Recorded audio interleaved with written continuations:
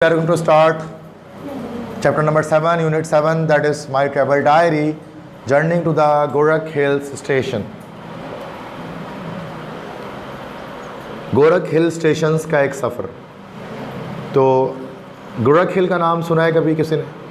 Gorakh hill station का नाम सुना नहीं। कराची से ज़्यादा दूर नहीं है, कुछ फासले पर है। इंटीरियर सिंध के अंदर एक ऐसा मकाम है जो हिल स्टेशन है, काफ़ी ऊंचा है और एक पिकनिक रिजॉर्ट है। अक्सर लोग वहाँ पर पिकनिक मनाने के लिए जाते हैं अगर वो उन्हें आउटसाइड कराची कहीं जाना होता है। तो गोरख हिल स्टेशन में चेयर लिफ्ट टाइप की एक लगी हुई है उसमें ना, तो चेयर लिफ्ट है, उसके अलावा भी चीज़ें उसके अंदर हैं। बड़ी बर्ड सीइंग है। सर्दियों में वहाँ पर स्नोफॉल भी होता है, बर्फ़बारी भी होती है। अगरचे कराची से बहुत ज़्यादा डिस्टेंस पे नहीं है, कुछ घंटों के फासले पर है, लेकिन वहाँ पर विंटर सीज़न में आप स्नोफॉल देख सकते हैं। कराची से बहुत करीब है। तो that is called Gorakh hill station. ऊँचा इलाका है तो वहाँ स्नोफॉल होता है। तो मैंने तो उसको नहीं पढ़ा, इसको चैप्टर को कभी भी, फर्स्ट टाइम पढ़ रहा हूँ मैं भी, आप भी फर्स्ट टाइम पढ़ रहे हैं, क्योंकि न्यू बुक में है, ओल्ड बुक में नहीं था ये। ठीक है, तो आज स्टार्ट कर रहे हैं इसको। There are the first paragraph starting. Travelling is a way of reconnecting with nature and most importantly with ourselves. सफ़र एक ऐसा तरीका है जिसमें हम मुंसलिक हो जाते हैं फितरत से, और सबसे हम खुद से मुंसलिक हो जाते हैं, अपने आप से जुड़ जाते हैं। ओके, सो ट्रैवलिंग एक ऐसा तरीका है जिसमें हम नेचर के साथ मुंसलिक हो जाते हैं और सबसे अहम खुद से हम जुड़ जाते हैं जब हम ट्रैवलिंग करते हैं, सफ़र करते हैं किसी भी जगह का। My trip to the Gorakh hill station was one of such experience. मेरा जो सफ़र था गोरख हिल स्टेशन का, ये ऐसा ही एक तजर्बा था। Knowing my love for travel, मैं जानता था अपने लव फॉर ट्रैवल, मतलब जो मैं ट्रैवल करने से मोहब्बत करता हूँ, मुझे ट्रैवलिंग जो पसंद है। My parents broke the news, मेरे वालदैन ने मुझे ख़बर सुनाई 2 days बिफोर माई बर्थडे, मेरे सालगिरह से 2 दिन पहले, that the celebration would be held at the Gorakh hill station, कि मेरे सालगिरह की तकरीब गोरख हिल स्टेशन में होगी। मतलब बहुत ग्रैंड बर्थडे होगी कि जो गोरख हिल स्टेशन में सालगिरह मेरी मनाई जाएगी। It is situated at an elevation of 5690 feet from the sea level and is the highest summit and a holy resort in Sindh. ये एक एलिवेशन मतलब ऊंचाई है, 5690 फीट की ऊंचाई पर यह मौजूद है, सी लेवल से, सतह समंदर से। और ये सबसे हाईएस्ट समिट मतलब मकाम, सबसे ऊंचा मकाम है सिंध का, और हॉली रिजॉर्ट, और एक छुट्टी मनाने की जगह है ये सिंध में। I am sure you will enjoy reading my travel accounts of Gorakh Hills and appreciate how awesome they are. मुझे उम्मीद है कि आप लोग एंजॉय करेंगे जब मैं अपने सफ़र के बारे में आपको बताऊंगा गोरख हिल्स की। एंड अप्रिशिएट, और आप भी तारीफ़ करेंगे, हाउ ऑसम दे आर, कि वो कितने ऑसम हैं, तो कितने बेहतरीन सफ़र हमने यहाँ पर किया था, कितना पुरलुफ्त सफ़र हमें करने को मिला था। तो स्टार्ट कर रहे हैं। कब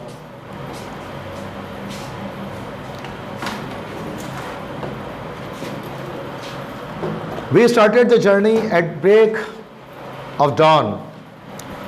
हमने अपने सफ़र को शुरू किया सुबह के वक्त। ब्रेक ऑफ डॉन का मतलब होता है सुबह सादिक के वक्त हमने अपने सफ़र का आगाज़ किया। इन एन एयर कंडीशन बस, AC लगे बस में। A group of 14 tourist welcome अस। 14 मुसाफिरों के ग्रुप ने हमें वेलकम किया। मतलब ग्रुप में जा रहे थे, बहुत सारे ऐसा होता है ना कि ग्रुप में लोग पिकनिक पर जाते हैं, एक ट्रैवल ग्रुप के साथ ना, जो कि अकेले जाने में मसाइल होते हैं, फिर ग्रुप में सेफ्टी भी रहती है, और ग्रुप में क्या होता है कि खर्चा भी कम होता है ग्रुप में जाने में ना, वरना अकेले जाए तो फिर पूरा एक अलग से बस करके जाना पड़ेगा। तो 14 टूरिस्ट का ग्रुप, उन्होंने हमें वेलकम किया। And a glance made me realise that there were about 4 teenagers. और जब मैंने एक निगाह डाली, ग्लैंस मतलब निगाह डाली जब मैंने, तो मुझे पता लगा कि 4 टीनेजर्स हैं। 4 टीनेजर्स मतलब 13 to 19 ईयर्स के एज के थे, मतलब लड़के थे। Which meant that the trip was likely to be fun. इसका मतलब ये था कि ट्रिप में हमें सफ़र में बहुत मज़ा आने वाला था। मतलब मैंने ऐसा नहीं कि सारे जो हैं वो चाचा लोग मतलब आ गए, मतलब मसला हो जाता है ना, ऐसे तो सब बड़ी उम्र के आ जाते हैं तो बोरियत ही होती। सिंपल सी बात है, वो तस्बीह गिनते रहते हैं और मतलब हम तो कुछ भी नहीं कर पाते। तो वो कह रहे हैं कि हमें मतलब मज़ा आया कि 4 टीनेजर थे, मतलब मेरी उम्र के थे लड़के, तो सही है, मज़ा आएगा। I took a seat near the window. मैं खिड़की के पास वाली सीट ले लिया, चालाकी मतलब खिड़की के पास वाली सीट पे बैठ गया मैं। उससे अच्छी सीट वही होती है। And our long awaited trip started from Karachi. और हमारी एक लंबी काफ़ी देर से इस सफ़र का हम जो इंतज़ार कर रहे थे वो कराची से हमने शुरू किया। अब कराची से किस तरह से निकलेंगे, मतलब देखें। The guide explain the journey and the route we would be taking. Guide ने हमें उस सफ़र के बारे में बताया, वजाहत की, और हमें उस रूट के बारे में बताया, उस रास्ते के बारे में बताया जिससे हम जाएंगे। ही also distributed flyers that had details about the resort. उसने हमें फ्लायर्स होता पम्फलेट, उसने पम्फलेट भी डिस्ट्रीब्यूट किया जिसमें तफसीलात थी रिजॉर्ट के बारे में, जो रिजॉर्ट जिस जगह जिस मकाम पे हम जाने वाले थे, मतलब गोरख हिल्स के बारे में। तो आप में से कोई गोरख हिल किया तो नहीं ना कभी, मतलब कोई भी नहीं किया कभी भी, ठीक है। After crossing the toll plaza on the motorway I turn on my wifi to search for the route to our final destination. जब हमने टोल प्लाजा क्रॉस किया मोटरवे से, अब आपको पता है हैदराबाद टू कराची का जो मोटरवे होता है, कराची टू हैदराबाद मोटरवे, तो कराची से आप निकलते हैं, सोराब कोट क्रॉस करते हैं तो टोल प्लाजा आया होता है, वाटर पार्क वगैरह जाने के लिए आता है। तो बड़ा सा एक दीवार, मतलब एक गेट टाइप का बना होता है, गाड़ियाँ उससे निकलती हैं, टिकट लेती हैं, उसमें थोड़ी देर के रुकती हैं, टोल प्लाजा लिखा होता है, वेलकम टू कराची लिखा होता है उसमें। सब वहाँ से तो गुजरे ही हो गए एक बार सब। टोल प्लाजा बहुत मशहूर है, सोराब कोट पर है, मंडी जाते हुए भी आपको दिखेगा। तो वो टोल प्लाजा क्रॉस करने के बाद मोटरवे पर I turn on my wifi, मैंने अपने वाईफाई ऑन किया। वाईफाई की फुल फॉर्म लिखी हुई है वायरलेस फिडेलिटी, ये वाईफाई की फुल फॉर्म होती है wireless fidelity. To search for the route to our final destination, ताकि हम अपने फाइनल डेस्टिनेशन का रूट हम उसमें चेक कर लें। मतलब नेट जब ऑन करता है तो गूगल मैप्स ऑन हो जाता है, फिर हम वहाँ पे कोई भी डेस्टिनेशन डाल कर ना पूरा रास्ता बताता है उसमें ब्लू कलर से, कैसे कैसे जाए, पूरा डिस्टेंस वगैरह सब बताएगा, पैदल कितने देर में, कार में कितने देर में, बाइक में कितने देर में, साइकिल में कितने देर में। फिर यूज़ किया गूगल मैप्स के भी, तो पूरा आपको डिटेल बता रहा होता है जिसके बारे में। तो वो तो दौर चेंज हो गया। I check the route on my mobile and the GPS showed that the area that we are crossing was Nooriabad and we had travel 83 kilometres. मैंने मोबाइल में रूट चेक किया और GPS ने, GPS फुल फॉर्म होता है geographic positioning system. Geographic GPS आपने देखा होगा, वो ऑप्शन होता है ऊपर से ऑन करते हैं। जब GPS ऑन करेंगे ना तो आपकी लोकेशन ट्रेस कर रहा होता है, वो ब्लू कलर का एक डॉट बना हुआ जाता है, फिर जहाँ जहाँ आप जा रहे हो डॉट आपके साथ साथ चल रहा होता है। लोकेशन जिसको हम लोग कहते हैं, लोकेशन जो ऑन करते हैं ना, तो असल में आप GPS ऑन कर रहे होते हैं, मतलब आपके मोबाइल की लोकेशन ट्रेस हो जाती है, वो आपको बता रहा होता है where you want to are going. आप जहाँ पे डिस्टेंस कर रहे होते हैं ना, वो सब कुछ बता रहा होता है आपको। गली से निकलेंगे आपको पता है कि गली से बाहर निकल गए, GPS। तो मैंने रूट चेक किया और GPS ने ये बताया कि अभी जो एरिया हम क्रॉस कर रहे हैं वो नूरियाबाद है। हैदराबाद और कराची के बीच में नूरियाबाद का शहर आता है। नूरियाबाद क्रॉस कर रहे हैं और हमने 83 किलोमीटर्स तक सफ़र कर लिया है। Looking out the window I could C near newly constructed housing schemes and smoke coming out from the factory chimneys. जब मैंने बाहर देखा तो मैंने देखा न्यूली कंस्ट्रक्टेड हाउसिंग स्कीम्स, नए नए तामीर हुए हुए घर मुझे दिखाई दिए, और धुआं भी दिखाई दिया जो फैक्ट्री की चिमनी से निकल रहा था। फैक्ट्री की चिमनी होती है ना लंबी लंबी, तो नूरियाबाद में बहुत सारी इंडस्ट्रीज़ हैं, टेक्सटाइल कंपनीज वगैरह बहुत सारी नूरियाबाद में, तो वहाँ से धुआं निकलते हुए देखा। फिर बहरिया टाउन भी उसके आसपास ही, बहरिया टाउन भी नूरियाबाद के इलाके में टच होता है, तो वहाँ पर नए नए घर वगैरह जो बन रहे थे बहरिया टाउन के, वो सब दिखे उसे। तो जदीद बुक है तो उसमें नए नए चीज़ों के बारे में बता रहे जो भी दिखेंगे आप, तो न्यू बुक है ना, इस साल ही आई है। After travelling a little more we cross Jamshoro. थोड़ा और सफ़र करने के बाद हमने जामशोरो क्रॉस कर दिया। अब जामशोरो आपको पता है सिंध टेक्स्ट बुक बोर्ड जहाँ पे होती है, जामशोरो किताबें जहाँ छपती हैं आपकी, सिंध यूनिवर्सिटी वहीं पर है जामशोरो में। हैदराबाद से करीब ही है जामशोरो। हैदराबाद तो गए होंगे आप लोग, तो हैदराबाद तो ये सब पता होगा नाम आपको इलाके का। On my right I could see some glimpse of the mighty Indus. सीधे हाथ की तरफ मैंने देखा झलक, ग्लिम्स झलक देखा ऑफ द माइटी इंडस, ताकतवर दरियाए सिंध। दरियाए सिंध जामशोरो के साथ एक तरफ बह रहा होता है, जाते हुए भी दिखाई देते दरियाए सिंध, दिखाते हैं फिर घर वाले देखो ये इंडस है, तो रिवर इंडस दिखाई दिया मुझे। Some fisherman were laying nets to catch fish for the day. कुछ मछेरे जाल फेंक रहे थे ताकि वो दिन के वक्त मछलियाँ पकड़ सकें।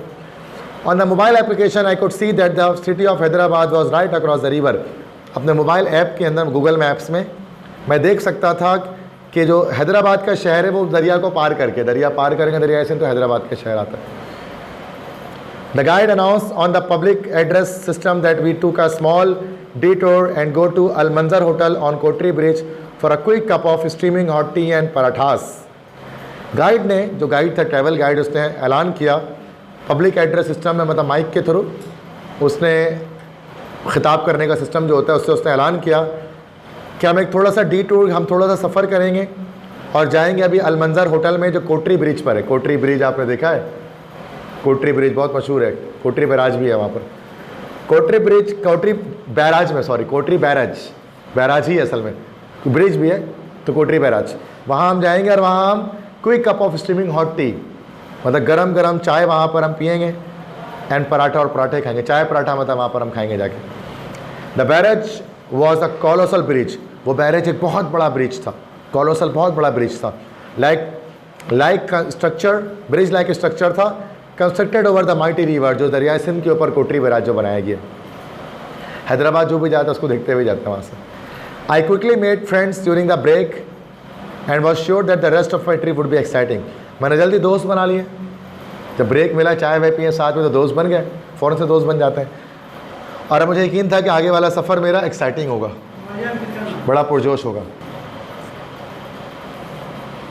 Okay, fourth paragraph. On our next leg of the trip we took the Indus Highway. अगले मरहले में ट्रिप के हमने इंडस हाईवे का सफ़र किया। इंडस हाईवे मोटरवे, जो कि हैदराबाद पे जाने के बाद मोटरवे ख़त्म हो जाता है, मोटरवे के बाद इंडस हाईवे स्टार्ट हो जाता है। फिर हमारा इंडस हाईवे हमने लिया, विच runs along the right bank of the river Indus, जो दरिया सिंध के राइट बैंक पर सीधे हाथ में जो किनारा है, बैंक मतलब यहाँ किनारा, सीधे किनारे पर वो चलता था साथ साथ। Cash crops are grown in this region, नकद आवर फसलें उग रही थी इस खित्ते में।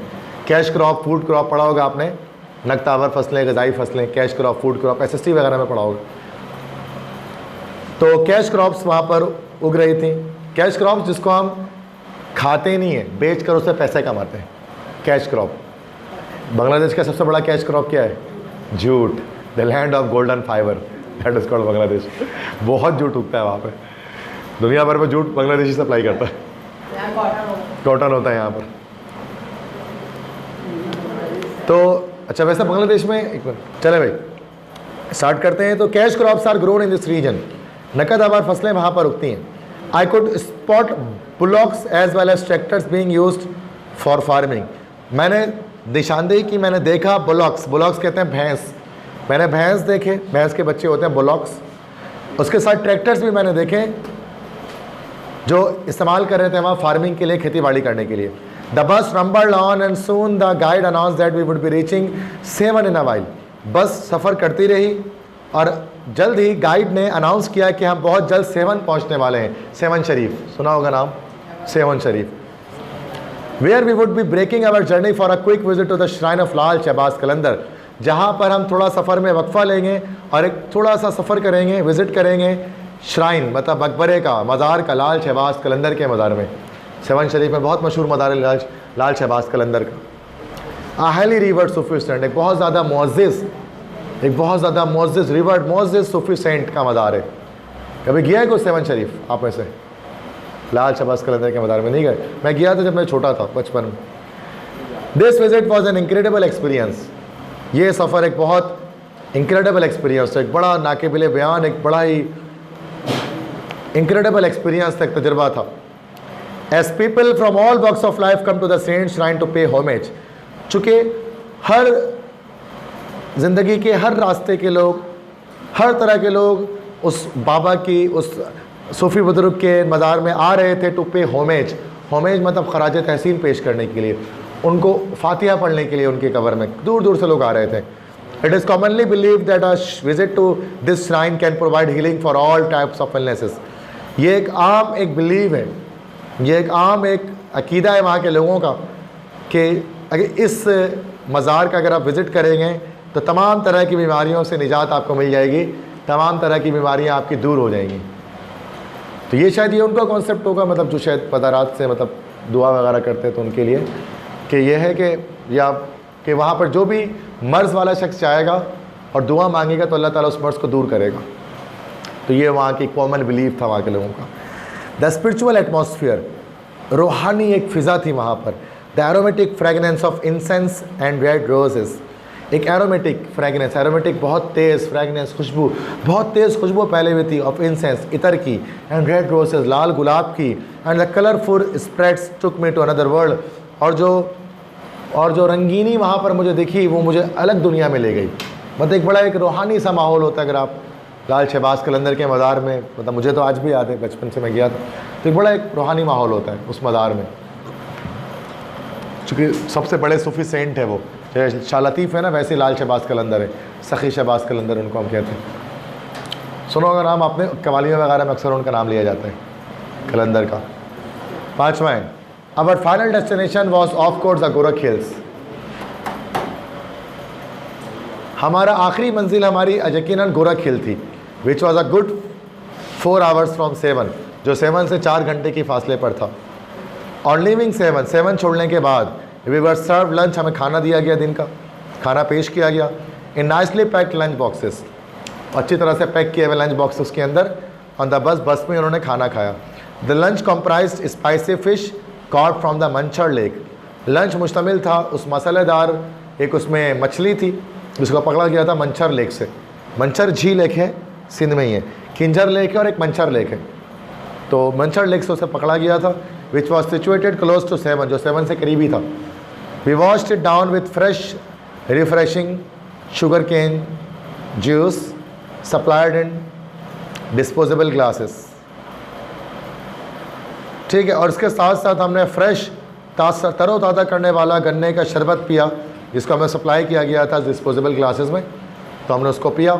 The tour operator had arrange the lunch from 7, जो टूर ऑपरेटर था उसने इस लंच को 7 से अरेंज किया था, तो ताज़ा ही हमें सब कुछ खाने को मिला। 6th paragraph, the guide and the driver warned us in advance that the comfort of the bus drive would be soon over.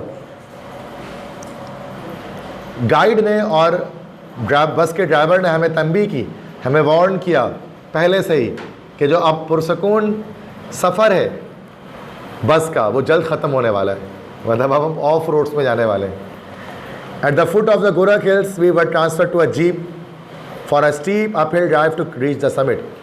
Gorakh hills मतलब पहाड़ियाँ हैं ना, गोरख हिल्स की दामन में, उसकी फुट में, दामन में, उसके नीचे हमें ट्रांसफ़र किया गया एक जीप में, मतलब बस से उतरे और हमें जीप में डाल दिया गया कि हम जीप में चले गए। For a steep uphill drive, जिसमें हमें एक ढलवानी एक ऊंची ड्राइव करनी थी टू रीच द समिट, चोटी तक पहुंचने में, ऊपर मतलब जाना था गाड़ी को। अब जीप जा सकती है, बस थोड़ी नहीं जाएगी ऊपर।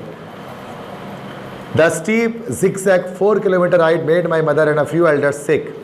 स्टीप ढलवानी जिगजैग 4 किलोमीटर के सफ़र ने मेरी अम्मी को और कुछ और बड़ों को सिक कर दिया, बीमार कर दिया, पता अजीब सा बिल्कुल चक्कर आते हैं ना इस तरह से ऊपर जाने में। But we were well prepare to handle the problem, लेकिन हम सब तैयार थे हर तरह की मुश्किल का सामना करने के लिए। On reaching the peak I felt that I was on the top of the world. जब हम चोटी तक पहुँचे तो मुझे लगा कि हम दुनिया के टॉप पर पहुँच गए हैं। Surrounded by steep slopes and rich beauty, मैं घिरा हुआ था ढलवानी स्लोप्स से, एंड रग ब्यूटी, और खुले हुआ एक खूबसूरती हमें वहाँ पर दिख रही थी। However as luck would have all rooms were occupied, बहरहाल जहाँ तक हमारी किस्मत की बात है सारे कमरे ऑक्युपाइड थे, सारे कमरे में मेहमान जा चुके थे। And we had to rent tents for our night stay, और हमें टेंट किराए में लेना पड़ा अपने नाइट स्टे करने के लिए, मतलब रूम्स वगैरह जो थे वो पहले ऑक्युपाइड थे, तो हमें टेंट लेना पड़ा, टेंट लगाना पड़ा, टेंट लगाते हैं पूरा, वो रेंट पर लेना पड़ा नाइट स्टे करने के लिए। My family fixed our tent on a small flat piece of land overlooking Balochistan in the west. मेरी फैमिली ने फिक्स किया टेंट को, टेंट होता है ना एक, देखा होगा आपने, खीमा, एक खीमा, एक टेंट लगाया एक फ्लैट पीस ऑफ लैंड में, एक हमवार ज़मीन में, overlooking Balochistan in the west, और वेस्ट की तरफ हमें बलूचिस्तान दिख रहा था, क्योंकि बलूचिस्तान से बहुत करीब है और ऊंची चोटी है बहुत, तो दूर से बलूचिस्तान आपको दिखाई देता है, अगर चाहे ये सिंध के अंदर। This location was a perfect वेंटेज point for watching the sunset. ये जो मकाम था टेंट लगाने का, ये एक परफेक्ट पॉइंट था जहाँ से हम गुरूब आफ्ताब को देख सकते थे। 7th paragraph, after a light dinner when I stepped out of the tent with a steaming cup of T in my hand, I find myself under a canopy of stars under which we lit the bonfire. थोड़ा सा dinner करने के बाद मैं बाहर निकला tent से और मेरे हाथ में गरम गरम चाय मौजूद थी। मैंने पाया अपने आप को under a canopy of stars, तारों के समझ लो झुरमुट के नीचे मैंने अपने आप को पाया, जिसके नीचे हमने बॉनफायर जलाई, लिट जलाई, बॉनफायर जलाई। मैं बताता हूँ क्या होता है, अगर आपने किया है तो पता होगा। मतलब आपको पता है कि जो आसमान हर जगह एक सा नहीं दिखता। अब कराची में लाइट पोल्यूशन बहुत ज़्यादा है because it is the city of lights. रोशनी बहुत है तो आसमान में तारे कम दिखाई देते हैं आपको। डस्ट पोल्यूशन भी बहुत है, जैसे हमने केमिस्ट्री में पढ़ा था। तो वो स्टार्स ज़्यादा नहीं दिखाई देते आसमान में, गिनती के स्टार। लेकिन ये अगर आप किसी गाँव वगैरह में जाए ना, जैसे गोराखेल में, आप इस वहाँ देखेंगे ना आसमान में, तो बहुत सारे स्टार्स आपको दिखाई देंगे, क्योंकि वहाँ अंधेरा बहुत है, रोशनी नहीं है, तो stars are in very large numbers. जैसे आपने कभी वॉलपेपर्स वगैरह में देखा होगा, किसी मोबाइल फ़ोन के या कंप्यूटर के वॉलपेपर में आसमान दिखा रहे होते हैं और थाउजेंड्स ऑफ स्टार्स भरे होते हैं उसमें। आप बोलते हैं यार ये कहाँ दिखता है ऐसा आसमान? तो ऐसा आसमान वहाँ दिखेंगे जहाँ पर आबादी नहीं होगी। फिर गाँव देहात के भी आप जाओ, आप देखना आसमान में, आप बोलोगे ये कैसा आसमान है? स्टार्स बड़ी तादाद में दिखाई देंगे। कराची में तो अच्छा, हम भी जब छोटे थे ना, लाइट जाती थी। जब मैं छोटा था, 8-10 साल का होऊंगा, 12-15 साल का होऊंगा, तो उस वक्त क्या था कि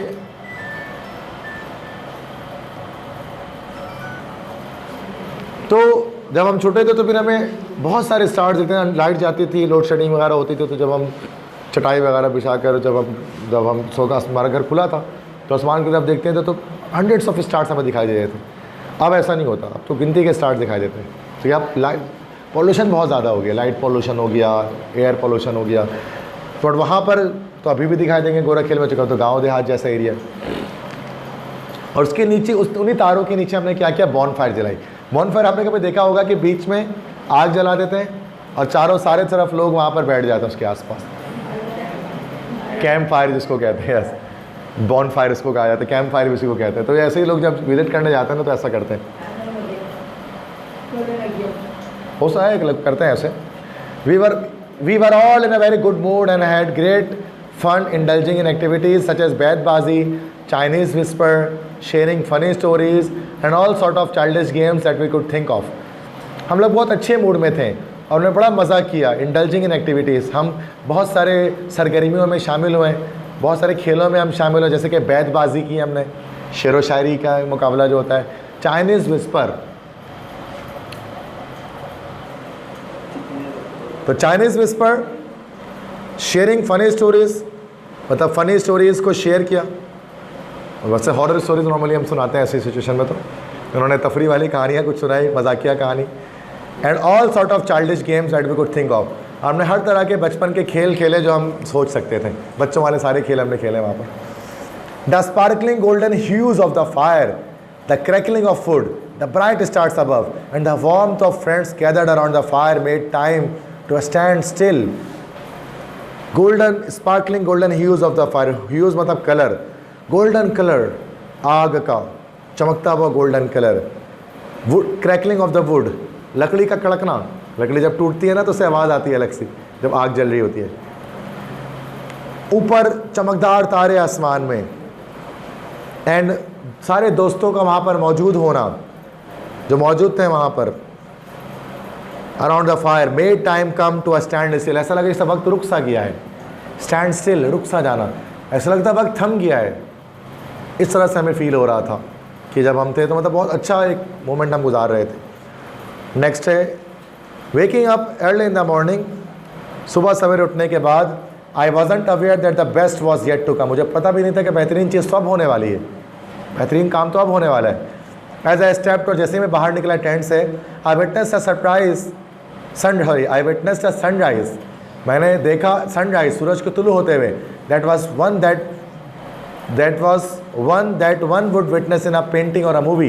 ये ऐसा ही था जैसे हम देखते हैं किसी पेंटिंग में, जैसे हम किसी मूवी में देखते हैं। And the clouds were gradually descending all around us, और आसमान और बादल हर तरफ हमारे चारों तरफ नीचे उतर रहे थे, क्योंकि वो बहुत ऊंचाई पर था तो बादल नीचे की तरफ थे। It was spellbinding to see floating clouds, ये बहुत हैरत अंगेज़ था कि हमने तैरते हुए बादलों को देखा। विच आई कुड टच, जिनको मैं छू भी सकता था बादलों को, क्योंकि इतना ऊंचाई था कि बादल छू सकते थे। ये देखा होगा वो मूवीज़ वगैरह में, बादल बिल्कुल नीचे आए होते हैं। To smell the fragrance of different herbs, मैं स्मेल फील कर रहा था, खुशबू महसूस कर रहा था मुख्तलिफ जड़ी बूटियों की।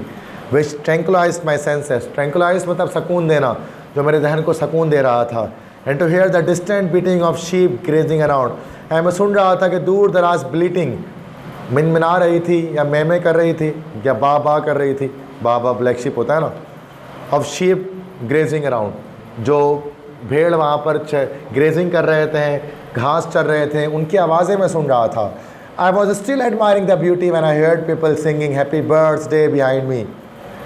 मैं इस खूबसूरती की तारीफ़ ही कर रहा था कि जब मैंने सुना लोग मेरे पीछे कह रहे थे, हैप्पी बर्थडे गा रहे थे मेरे पीछे। मतलब मेरी सालगिरह का दिन था क्योंकि टर्निंग अराउंड, जब मैं पीछे मुड़ा, I saw that my parents and friends were carrying a huge cake with candles on it. मैंने देखा कि मेरे दोस्त और मेरे वालिदैन एक बड़ा केक उन्होंने उठाया हुआ है और उसके ऊपर जो है वो कैंडल्स जो है वो मौजूद हैं, उसके ऊपर कैंडल्स मौजूद हैं, मतलब मोमबत्तियाँ मौजूद हैं। Things had been plan to the last detail. सारी चीज़ें पहले से मनसूबाबंदी कर दी गई थी। A beautiful rug had been spread out for the cake cutting ceremony. एक खूबसूरत सी चटाई, रग कहते हैं चटाई को, कालीन को, उसको बिछा दिया गया था केक कटिंग सेरेमनी करने के लिए, केक काटने के लिए। I was deeply touched bye my parents love and meticulous arrangement. मैं बहुत ज़्यादा मुझे महसूस किया, मेरे वालिदैन की मोहब्बत ने मुझे बहुत महसूस कर दिया। एंड मेटिकुलस अरेंजमेंट, और जो शानदार अरेंजमेंट उन्होंने की थी, मेरा दिल खुश हो गया उससे। The cake cutting was followed by halwa puri for all. Cake cutting के बाद, केक काटने के बाद सबको हलवा पूरी दिया गया। मतलब नाश्ते का टाइम हो तो हलवा पूरी सर्व किया गया सबको। However, all good things have to come to end. बहरहाल तमाम अच्छी चीज़ें अब ख़त्म होने वाली थी। Soon after breakfast, we packed our belongings and said goodbye to the most awe-inspiring holiday of Sindh. नाश्ता करने के बाद हमने अपने बिलोंगिंग्स को, हमने अपने सामान को पैक किया और गुड बाय कहा हमने to the most awe inspiring holiday. एक बहुत ज़्यादा शानदार, ऑ इंस्पायरिंग, बहुत ज़्यादा दिल लुभाने वाले हॉलीडे को हमने गुड बाय कहा। सिंध के इस रिजॉर्ट में जो हम गए थे, गोरख हिल स्टेशन, फाइनली हमें उसको गुड बाय कहना पड़ा। 9th paragraph. On our way back, जब हम वापस आ रहे थे, we took a different route and travelled from Dadu Moro bridge. हम वापस लौट रहे थे तो हमने एक अलग रूट लिया और अब हम दादू मोरो ब्रिज से निकले। दादू मोरो ब्रिज एक ब्रिज है जो मतलब डिफरेंट रूट लिया, अल्टरनेटिव रूट लिया, जो दादू और मोरो को जोड़ दिया। दादू डिस्ट्रिक्ट है ना, दादू डिस्ट्रिक्ट सुना होगा आपने, और मोरो एक शहर का नाम है, तो दादू मोरो डिस्ट्रिक्ट ब्रिज कहते हैं उसको। The guide announce that from there we would cross the river Indus to go the other bank to continue our journey. Guide ने ऐलान किया कि यहाँ से हम रिवर इंडस क्रॉस करेंगे और दूसरे किनारे तक जाएंगे अपनी सफ़र को जारी करने के लिए। The landscapes here was greener as compare to the right bank. यहाँ पर जो लैंडस्केप था, यहाँ पर जो सीनरी थी, वो ज़्यादा हरियाली थी यहाँ पर राइट बैंक से। मतलब वो लेफ़्ट बैंक से जा रहे थे, पहले वो राइट बैंक से आए थे, वहाँ इतनी हरियाली नहीं थी, बट इसमें अब ज़्यादा हरियाली थी, ज़्यादा ग्रीनरी थी। On the way we stopped at Hala, वहाँ से हम हाला में रुके। हाला हवेली कहा जाता है जिसको। हाला की दस्तकारी बड़ी मशहूर है, हैंडीक्राफ्ट्स वगैरह, एक शहर है भिटशा के आसपास है। On the way we stopped at Hala to buy some souvenirs from road side shops. हम हाला में रुके तो वहाँ से कुछ सोवेनियर्स हमने, सोवेनियर्स कहता है सौगात, हर जगह की एक सौगात होती है, वहाँ से हमने कुछ सौगात ख़रीदे from road side shop. Road के किनारे जो शॉप्स थी, दुकानें थी, कुछ सौगात हमने लिए। शायद उन्होंने कुछ प्लेट्स वगैरह बड़े मशहूर होते हैं हालांकि, तो वो दस्तकारी, उसके ऊपर बड़ी पेंटिंग की होती है उस तरह की, वो उन्होंने लिया होगा हाला से। We also glimpse the historical city of Matiari in the distance, और हमने झलक देखा मटियारी के एक हिस्टोरिकल सिटी को देखा। एक हिस्टोरिकल सिटी मतलब एक तारीख़ी शहर को देखा कुछ फासले से। ये आपने उसमें पढ़ा था, शालातीफ़ के अंदर 9th क्लास में पढ़ा था हमने। मटियारी एक शहर का नाम है, ये बड़ा तारीख़ी शहर है, बहुत पुराना शहर है। Earlier the guide had announced that we were passing close to भिटशा। जल्द ही गाइड ने हमें ऐलान किया कि हम भिटशा के करीब से गुजर रहे हैं, भिटशा के पास से गुजर रहे हैं। Where the shrine of one of the world's greatest poet हज़रत शाह अब्दुल लतीफ़ भिटाई रहमतुल्लाह ताला अलैहि is located। ये वही मकाम है भिटशा, जो सबको पता है क्लास में बैठे हुए कि हम गुजर रहे हैं भिटशा से, जहाँ पर मज़ार है दुनिया के अजीम तरीन शायरों में से एक शायर हज़रत शाह अब्दुल लतीफ़ भिटाई रहमतुल्लाह अलैह का मज़ार वहाँ पर मौजूद है। अक्सर पढ़ा हमने उनके बारे में, शाह लतीफ़ के बारे में, सिंधी शायर थे ना ये। Finally we cross through the city of Hyderabad.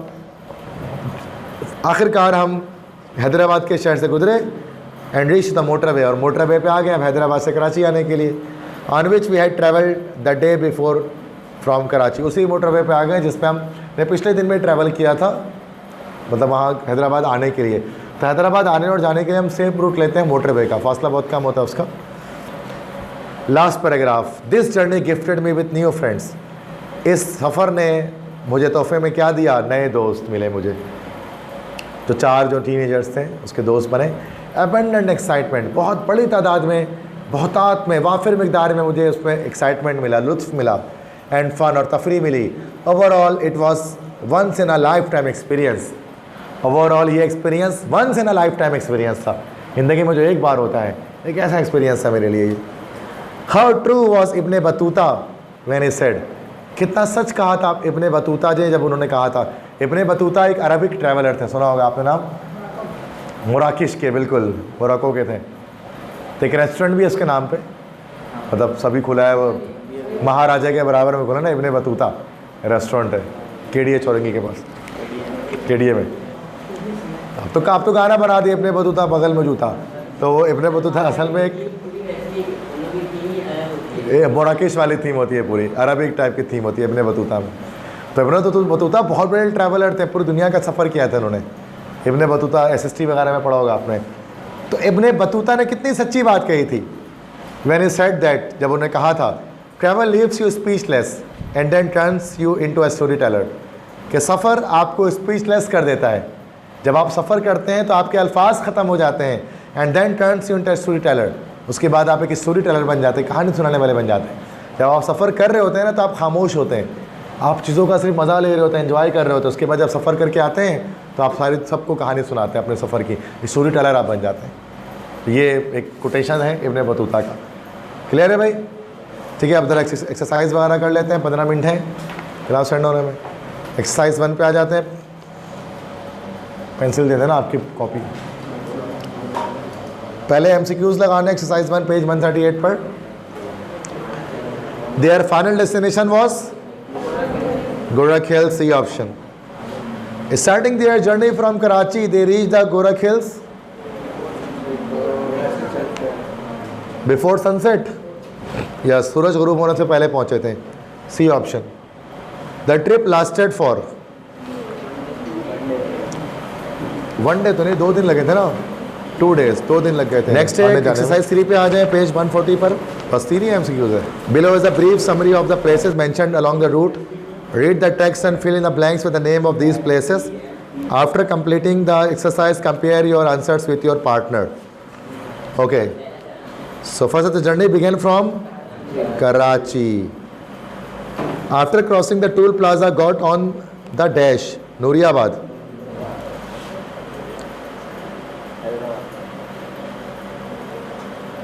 Nooriabad के बाद कहाँ पहुँचे थे? जामशोरो। फर्स्ट क्रॉस जामशोरो, और जामशोरो से कहाँ गए थे? जामशोरो के बाद 7 गए थे कि हैदराबाद गए थे? हैदराबाद गए थे ना, Hyderabad. Then Hyderabad could see some glimpses of the river Indus. According to the GPS, dash was across the river. Hyderabad. Went to a hotel on dash. Hyderabad भी होटल में गए थे ना?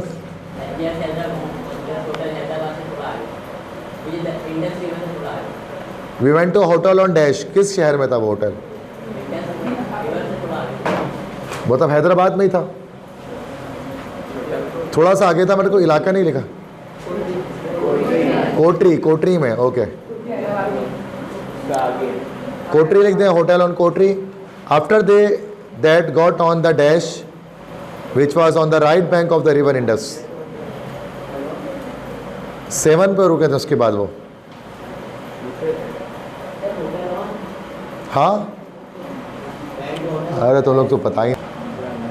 ओके, एक्सरसाइज 5 में MCQs हैं। The Korak hills are the highest place in Sindh. Second, the guide explain the route and gave dash to everyone, flyers, सी।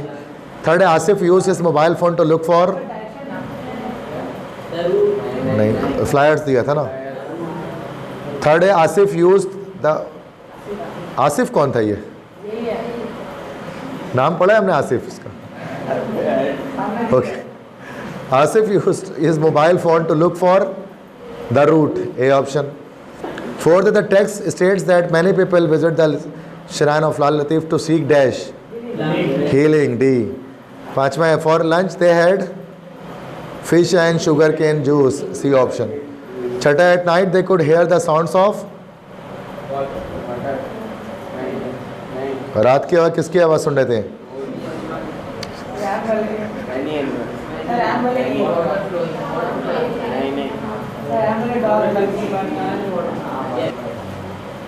चलो six गलत है, काट दो सिक्स को, गलत क्वेश्चन है। सेवंथ है there was more greenery on dash the river, right side पे ज़्यादा ग्रीनरी थी, लेफ्ट पे कम थी। According to Ibn Battuta dash makes one a travelling, D. बस दैट्स इट, काफ़ी है आज के।